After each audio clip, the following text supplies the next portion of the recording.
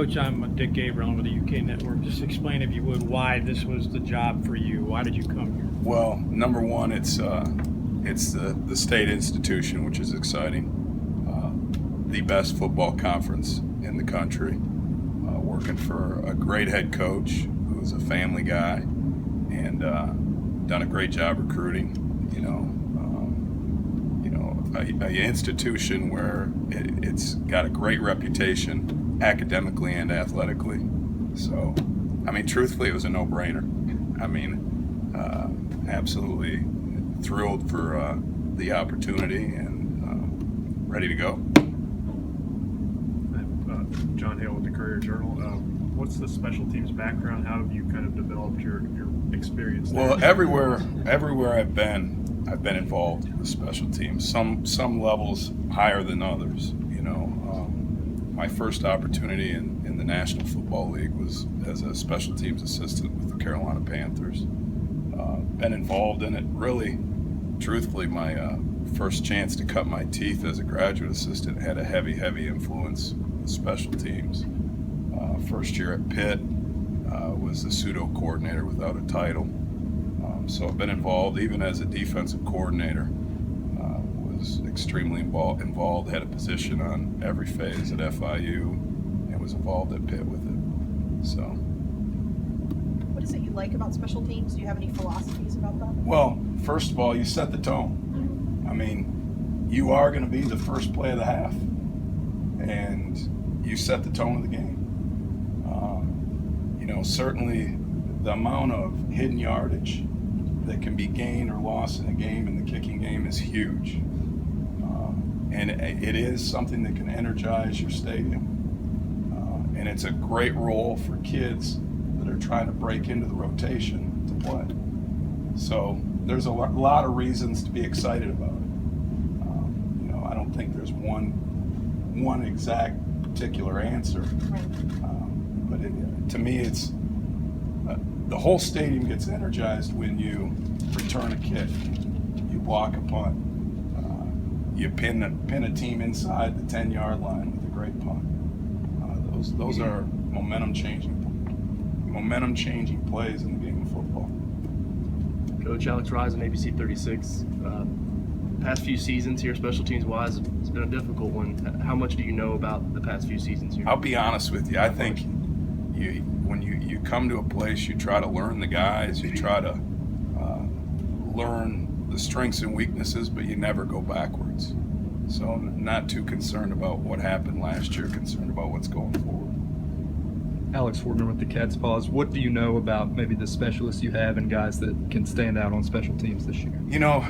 Learning a bunch about them, but obviously we got an unbelievable kicker coming back.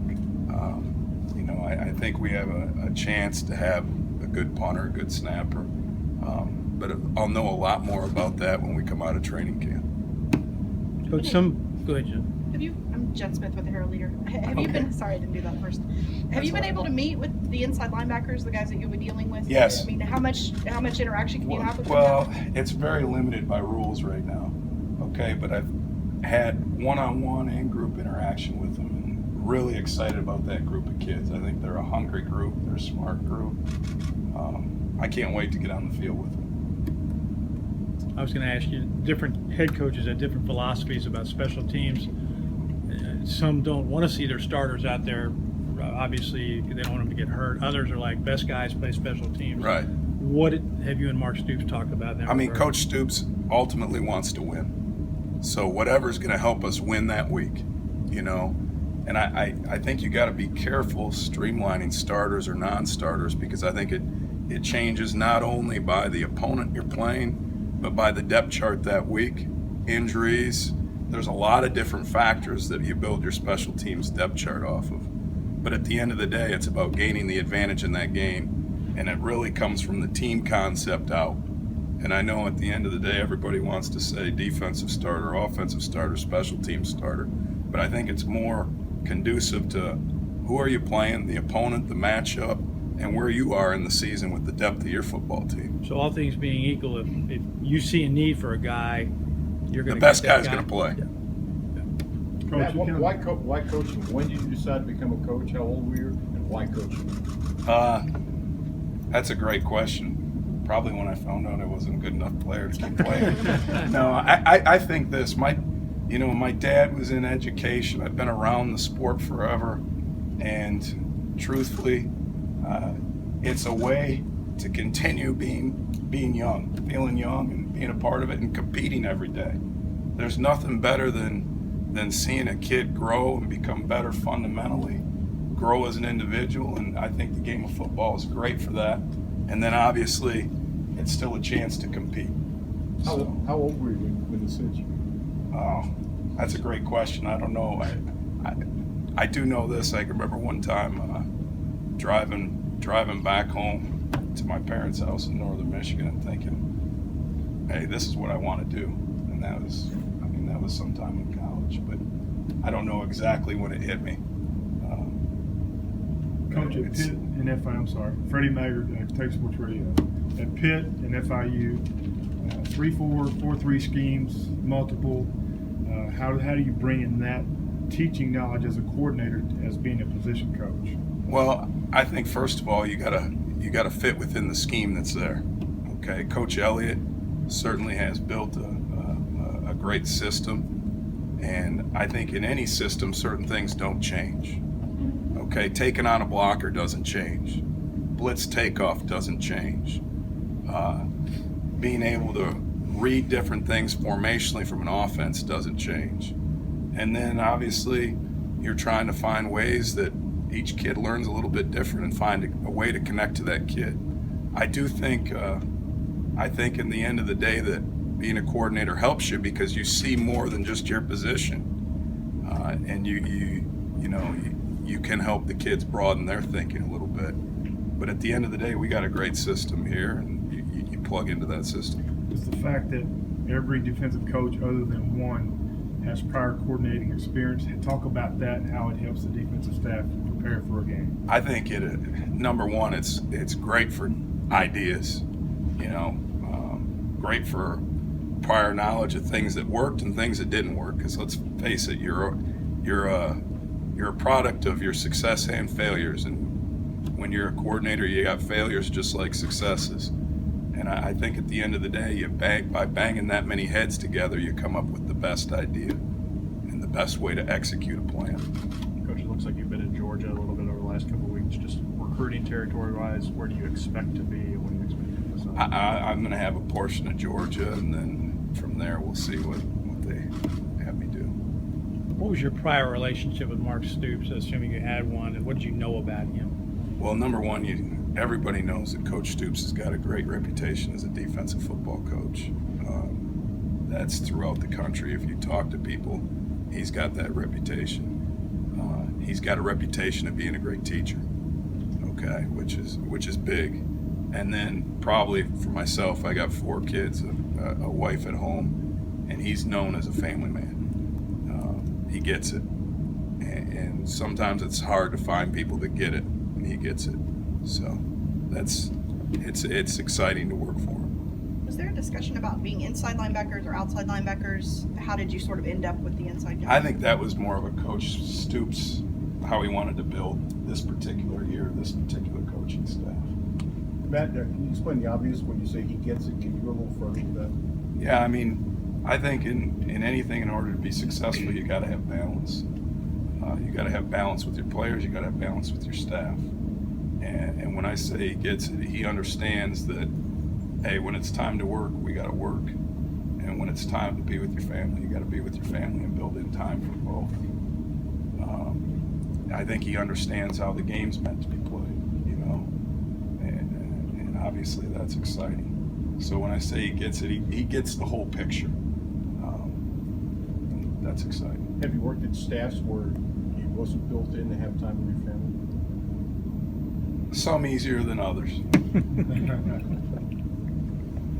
Curtis Birch, Big Blue Insider. What's been your biggest surprise getting on campus and getting to Kentucky? One, the people. People here are unbelievable.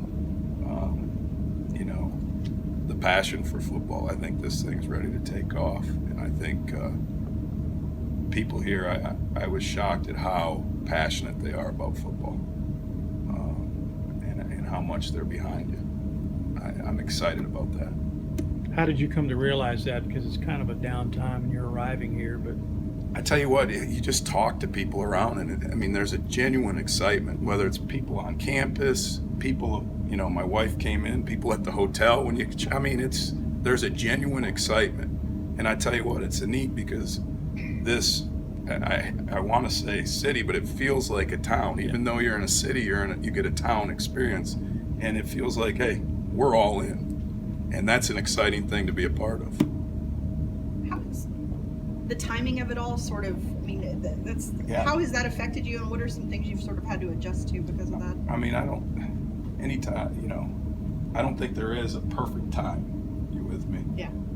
Certainly it's unusual to come aboard a staff in May. It's probably learning your players. You know, you got a tighter time frame to do it. But then I started thinking, you know, is it really in a year from now? Are those 2 or 3 months going to matter? No. I think you in-flight adjust and you hit the ground running. It might make the transition as far as living for your family a little tighter. Yeah. But as far as the players, you know, you hit the ground running and you go. You said you're not necessarily great with names and faces. How have you gone about trying to learn? Because you kind of have to know everybody on the team in some capacity. No offense, but the guys that can run and hit are easier to learn. Coach, your inside linebackers, the depth chart right now probably have a combination of less than 100 plays in college football. Did the fact of having all these new players at your position coach, as a position coach, did that excite you, concern you? How do you feel about having all that inexperience in inside linebacker? Well, you can look at it two ways now. Some people say, hey, you're going into a situation that maybe it's less than optimal. I totally think of it the other way. I mean, you have an opportunity to mold those guys the way you want to mold it. You know, sometimes when you've been through multiple systems, it's harder, and they struggle because, well, with this group, they've been in one system. So yeah, there's going to be some baptism by fire, no question. But it's a group, I'm going to tell you right now, it's a group that's athletic, hungry, and smart. So as a coach, that's what you want. And you want guys that are hungry to learn. And that's the group. What's the best thing about you as a coach? Best thing about me as a coach, I think that I'm a great teacher. why do you say that? Why do I say that? Because I learn each kid individually. I figure out the best way to get to them. And I feel like that's my strength. I'm not rigid. I can teach a lot of different ways. Who have been your influences learning? Steve Spagnuolo, big time. John Fox, Ron Turner. I think you're silly not to take a little bit from everybody, Right. good and bad. Right. So, you know, Steve Spagnuolo has probably been the biggest influence for me defensively. But you take something from everybody. If not, you're not getting better. Right. And at the end of the game, just like a player, you better get better and continue to progress as a coach and as an individual. So when you come in May and then you move into a new facility in July, do they even let you unpack an office? How does that work? That's a great question. Today, Coach Stoops walked by and there were boxes in my office, and he said, "Keep them packed." So That could mean a few things. Yeah, just the bare bones. I got enough out that we're watching the tape and all that stuff, but not hanging any pictures on the wall. What have you seen on video that has impressed you with the kids you're going to work with? I tell you what, through spring, they got better. They got better from the inside linebacker perspective and from a special teams perspective. They did some competitive special teams drills throughout the spring that were awesome, and are going to give us a great baseline going into fall camp. And the linebackers, when you watch the spring cut-ups, they got significantly better from practice 1 to practice 15. So that's exciting. You can't give us names. Can you give us numbers? Right now I hate to, until I get out on the grass with them, I hate to pick out individuals. Right. But as a unit or as a group, got better.